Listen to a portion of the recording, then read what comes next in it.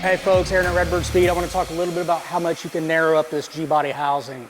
I've got this positioned here so you can see the distance between the lower control arm bracket and the backing plate, and also the distance between where the housing end welds on and the lower control arm bracket also. As a general rule, we're going to be telling people you can only narrow this rear end about 1/4 inch per side because of the suspension location. So if you have any questions about this, if you're looking to narrow this up and really modify your frame rails and narrow it up, get a big tire under there, you're probably gonna have to send these lowers loose, do something custom, move them in, run your bars more parallel in order to get a bigger tire and narrow this rear end up more. So just wanted to show you this, let you know kind of the reason why. If you have any questions, you want to spec one of these out, we can build this for whatever kind of power level you're working with.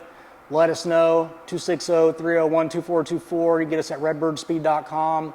These are all made to order. We can make it whatever length you need it to be. If you have any questions about narrowing a G-body, get a hold of us. Thanks for watching today. Be sure to like and subscribe. We appreciate your support. Let's keep going. Have a good one.